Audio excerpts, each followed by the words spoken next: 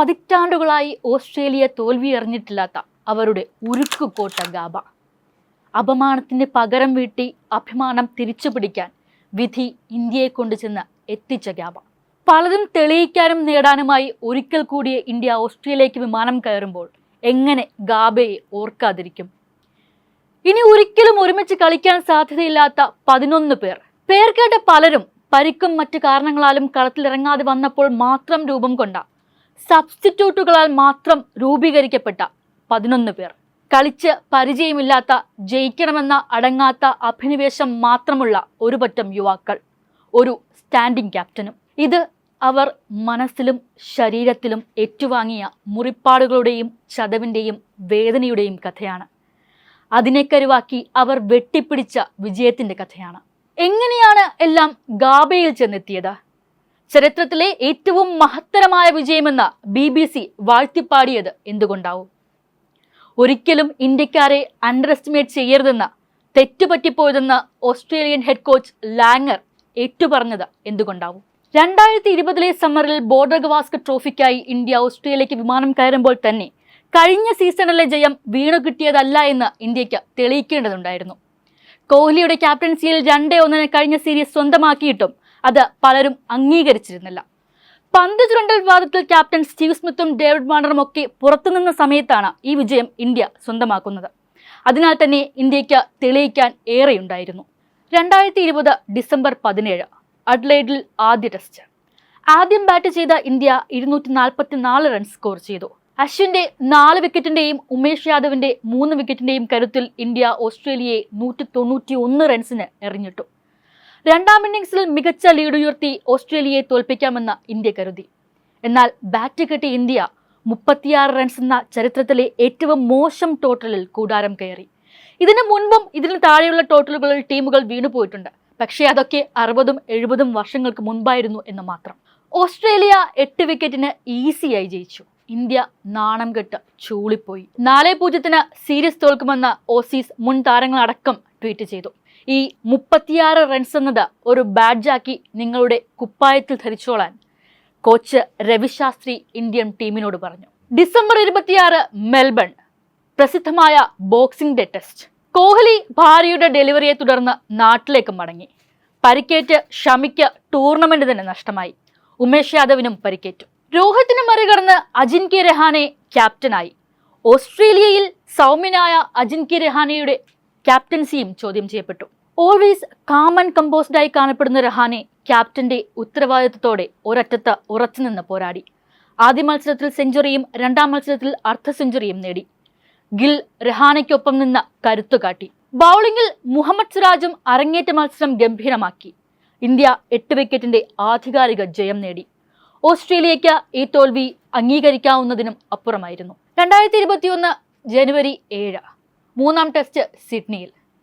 മൂന്നാം test series decider ആകുമെന്ന് എല്ലാവർക്കും ഉറപ്പായിരുന്നു. ഈ മത്സരം ജയിച്ചാൽ മാത്രം ഇന്ത്യക്ക് പരമ്പര സമനിലയിലെങ്കിലും ആക്കാൻ പറ്റിയേക്കും. 4 മത്സരങ്ങളുള്ള പരമ്പരയിൽ എങ്ങനെയാണ് മൂന്നാമത്തെ മത്സരം സീരീസ് ഡിസൈഡർ ആകുന്നതെന്ന് ആരും ചോദിച്ചില്ല. കാരണം അടുത്ത മത്സരം ഗാബയിലാണ്. ഓസ്ട്രേലിയയെ ആർക്കും ചോദ്യം ചെയ്യാനാവാത്ത ഗാബ. സിഡ്നിയിൽ ആദ്യം ബാറ്റ് ചെയ്ത ഓസ്ട്രേലിയ സ്മിത്തിന്റെ സെഞ്ചുറിയുടെയും ലബുഷൈന്റെ സെഞ്ചുറിയോളം പോന്ന പോരാട്ടത്തിന്റെയും ബലത്തിൽ 338 റൺസ് നേടി. മറുപടി ബാറ്റിംഗിനിറങ്ങിയ ഇന്ത്യ 244 റൺസിന് ഓൾ ഔട്ടായി. ഓസ്ട്രേലിയയുടെ രണ്ടാം ഇന്നിംഗ്സും അവസാനിക്കുമ്പോൾ 402 റൺസായിരുന്നു ഇന്ത്യയുടെ വിജയലക്ഷ്യം. 98 റൺസിന് 2 വിക്കറ്റ് എന്ന നിലയിൽ ഇന്ത്യ 4ാം ദിനം കളി അവസാനിപ്പിച്ചു. അവസാന ദിനം ആദ്യം തന്നെ ഇന്ത്യയെ എറിഞ്ഞിടുക എന്നതായിരുന്നു ഓസ്ട്രേലിയയുടെ ലക്ഷ്യം. ബാറ്റിംഗിനിറങ്ങിയ ഇന്ത്യൻ ബാറ്റേഴ്സിനെ ഓസ്ട്രേലിയ വരവേറ്റത് തീതുപ്പുന്ന പന്തുകളാലായിരുന്നു. Starc, Cummins, Hazlewood trio short ബോളുകളാലും ബൗൺസറുകളാലും ഇന്ത്യൻ ബാറ്റേഴ്സിന്റെ ചോര കല്ലാക്കി. ഇന്ത്യയുടെ ക്ഷമയ്ക്കും സ്ഥൈര്യത്തിനും തളരാത്ത പോരാട്ട വീര്യത്തിനുമാണ് അന്ന് സിഡ്നി സാക്ഷ്യം വഹിച്ചത്. പുജാരയുടെ ക്ലാസിക് ക്രിക്കറ്റിൽ 77 റൺസ്. 4ാം വിക്കറ്റിൽ പന്തും കൂടെ ചേർന്നു. പതുക്കെയാണ് പന്തും തുടങ്ങിയത്. എൽബോക്കേറ്റ പരിക്കുമായാണ് പന്തും ക്രീസിലെത്തിയത്. വേദനിച്ച് കളിച്ച് അയാൾ വീണത് സെഞ്ചുറിക്ക് 3 റൺസ് അകലെ മാത്രമാണ്. പുജാരയും പന്തും പുറത്തായപ്പോൾ വിജയം എളുപ്പമായെന്ന് ഓസ്ട്രേലിയ കണക്കുകൂട്ടി.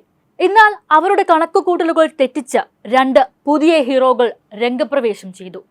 അശ്വിൻ ആൻഡ് ഹനുമാൻ വിഹാരി. അവസാന ദിവസം 40 ഓവറുകൾ ബാക്കി നിൽക്കെ സെക്കൻഡ് ന്യൂ ബോൾ കയ്യിലെടുക്കുമ്പോഴാണ് അശ്വിനും ഹനുമാൻ വിഹാരിയും ക്രീസിലെത്തുന്നത്. റിവേഴ്സിംഗ് ഉൾപ്പെടെ കമ്മിൻസും സ്റ്റാർക്കും തങ്ങൾക്ക് കയ്യിലുള്ള ആയുധങ്ങളെല്ലാം പുറത്തെടുത്തു. സ്പിന്നർ നഥാൻ ലിയോണും നിർത്താതെ പന്തെറിഞ്ഞിരുന്നു. ഹനുമാൻ വിഹാരിക്ക് ഹാംസ്ട്രിങ്ങിന് പരിക്കേറ്റിരുന്നു. നിർത്താതെയുള്ള ഷോർട്ട് ബോളുകൾ നേരിട്ട് അസഹ്യമായ ബോഡി പെയിനിലേക്ക് അശ്വിനും വഴുതി വീണിരുന്നു. വിക്കറ്റിനിടയിൽ ഓടാൻ കഴിയാതെ ഇരുന്നിട്ടും അവർ പതിയെ സ്കോർ ബോർഡ് ചലിപ്പിച്ചു.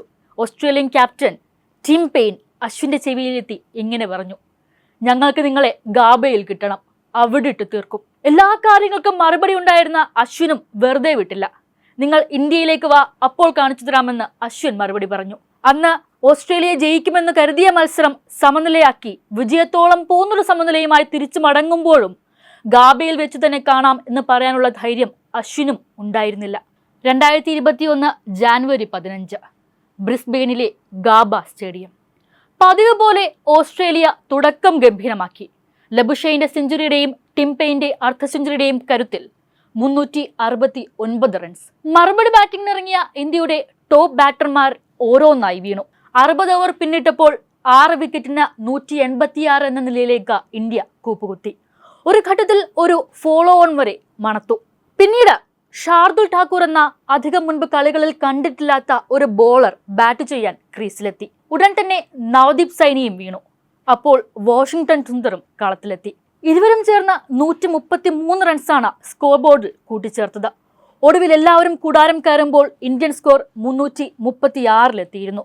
രണ്ടാം ഇന്നിംഗ്സിലും ഓസ്ട്രേലിയ തകർത്തു തന്നെ തുടങ്ങി. എന്നാൽ ആ മത്സരം എത്തുമ്പോഴേക്കും ഇന്ത്യക്ക് വെല്ലുവിളികൾ കൂടിയിരുന്നു. ബുംറ പരിക്കേറ്റ് പുറത്തായി. കഴിഞ്ഞ മത്സരത്തിലെ പോരാളികളായ അശ്വിനും വിഹാരിയും പരിക്കിൽ നേരത്തെ പുറത്തിരുന്നിരുന്നു. ജീവൻ മരണ പോരാട്ടത്തിൽ നടരാജ്, സൈനി, സുന്ദർ തുടങ്ങി നന്നേ പുതിയ ആൾക്കാരാണ് കളിക്കായി കളത്തിലിറങ്ങിയത്.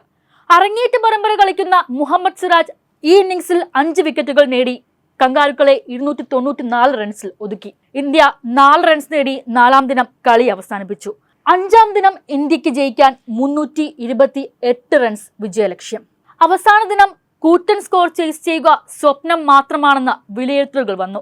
ലോകത്തിലെ ഏറ്റവും മികച്ച അറ്റാക്കിംഗ് ബോളേഴ്സിന് മുമ്പിൽ ഇന്ത്യക്ക് ഒരു സമനില സാധ്യത പോലും കൽപ്പിക്കാൻ ആരും തയ്യാറായില്ല. അതും കങ്കാരുക്കളുടെ ഗാബയിൽ.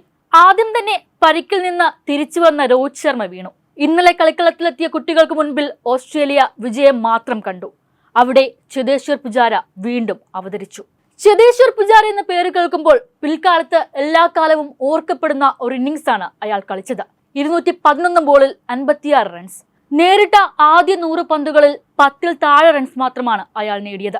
ദ്രവിഡിയൻ സ്കൂൾ ഓഫ് ക്രിക്കറ്റിന്റെ പിന്മുറക്കാരൻ മറ്റൊരു ഗ്രേറ്റ് വോൾ പോലെ ക്രീസിൽ ഉറച്ചുനിന്നു. കാണികൾ അയാൾക്ക് മേലെ വന്ന് പതിച്ച പന്തുകളുടെ എണ്ണമെടുത്തു. ഹെൽമെറ്റ് സ്ട്രാപ്പ് അടക്കം തെറിപ്പിച്ചുകൊണ്ട് 12 പന്തുകളാണ് പുജാര തന്റെ ശരീരത്തിൽ ഏറ്റുവാങ്ങിയത്. ഒരു വശത്ത് പുജാര പ്രതിരോധം കാത്തപ്പോൾ അപ്പുറത്ത് ഗിൽ സ്കോർ ബോർഡ് ചലിപ്പിച്ചുകൊണ്ടിരുന്നു. എന്നാൽ 91 റൺസിൽ ഗിൽ വീണു. അപ്പോൾ ക്യാപ്റ്റൻ അജിൻക്യ രഹാനെ ക്രീസിലെത്തി. പൊതുവെ പതിയെ തുടങ്ങുന്ന അജിൻക്യ രഹാന് വേഗത്തിൽ സ്കോർ ബോർഡ് ചലിപ്പിച്ചു. ഒടുവിൽ 24 റൺസിൽ നിൽക്കുമ്പോൾ കമ്മിൻസിന്റെ ഒരു പന്തിൽ 6 നേടാനുള്ള ശ്രമത്തിനിടെയാണ് അയാൾ പുറത്താകുന്നതും. പക്ഷേ സമനിലയ്ക്കല്ല, ജയിക്കാൻ വേണ്ടി മാത്രമാണ് കളിക്കുന്നത് എന്ന ശക്തമായ ഒരു മെസ്സേജ് അവിടെ രഹാനെ നൽകിയിരുന്നു. തുടർന്ന് പന്ത് ക്രീസിലെത്തി. കൂട്ടായി ഉണ്ടായിരുന്നത് വാഷിംഗ്ടൺ സുന്ദർ. കോച്ച് രവിശാസ്ത്രി ഇന്നിംഗ്സിലെ ഒരിടവേളയിൽ എനിക്ക് പ്രത്യേകിച്ചൊന്നും പറയാനില്ല, നിങ്ങൾക്ക് വേണ്ടത് എന്താണ് അത് മാത്രം ചെയ്യുക എന്നാണ് പറഞ്ഞതെന്ന് പിന്നീട് വെളിപ്പെടുത്തിയിട്ടുണ്ട്. അവർക്ക് വേണ്ടത് ജയം മാത്രമായിരുന്നു. ഏറ്റ അപമാനത്തിന് പകരം വീട്ടൽ, വെല്ലുവിളികൾക്ക് മറുപടി. ഓവർ തീർക്കാതെ 10 റൺസ് അടിച്ചു കയറ്റി. പരിക്ക് തളർത്തിയിട്ടും പലതവണ വീഴാറായിട്ടും പന്ത് തളർന്നില്ല. ബൗൺസറുകൾ പാഞ്ഞു വന്നു. അങ്ങനെ ഒരു ബൗൺസർ പുൾ ചെയ്ത് വീണ പന്ത് മേലേക്ക് നോക്കി കിടക്കുന്നുണ്ട്. വേദനയ്ക്കും അപ്പുറം 6 റൺസ് അകലെയുള്ള വിജയം അയാൾ മുൻകൂട്ടി സ്വപ്നം കണ്ടതാകണം. വീണ്ടും പന്ത് ക്രീസിലേക്ക്. ബോളുമായി ഹേസൽവുഡ്. ഫീൽഡറെ കബളിപ്പിച്ചു പോയ കവർ ഡ്രൈവ് ബൗണ്ടറി ലൈനിൽ പതിക്കുന്നതിന് മുൻപേ ഇന്ത്യൻ ഡഗ് ഔട്ട് മൈതാനത്തേക്ക് ഓടിക്കയറിയിരുന്നു. സ്വപ്നമെന്ന് വിലയിരുത്തപ്പെട്ടത് യാഥാർത്ഥ്യമായ നിമിഷം.